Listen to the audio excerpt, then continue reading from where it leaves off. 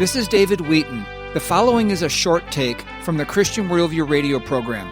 You can hear the full program at thechristianworldview.org. What do you know about the calculation that took Trump from being war-averse to doing this massive military bombing campaign with B-2 bombers out of this country over in Iran? And what do you think that's going to do to his political support going forward? I think it's very difficult, again, at this point to really understand all of the decision-making criteria. When the Israelis first began bombing, Marco Rubio, the Secretary of State, explicitly said that the United States was not involved.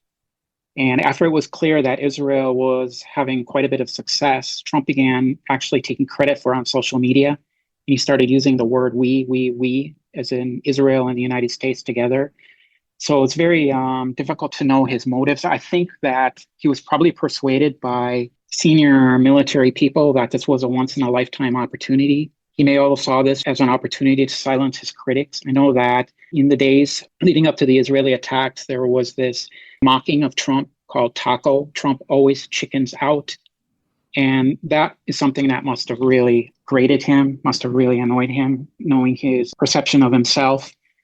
I think that's very interesting that this has really exposed the divisions within Trump's base. And so it's really clearly a great division between the interventionists and the non-interventionists. And I think Trump showed a lot of these MAGA social media influencers that the president is in charge and not them. And so I think this was a very important secondary effect of Trump's decision to show that he's the one in charge and it's not a bunch of social media people like Tucker Carlson or Candace Owens or some of these other people who are very influential in the conservative movement.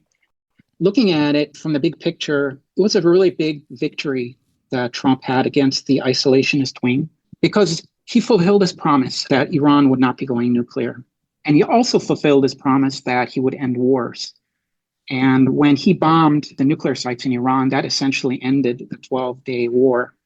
So the reason why he had that outburst against Israel is that he made it very clear to the Israelis that he's not willing to risk the achievement that he garnered by essentially bringing a ceasefire into place. This has been a short take from the Christian Worldview radio program. To hear the full program and connect with this nonprofit radio ministry, go to thechristianworldview.org. I'm David Wheaton.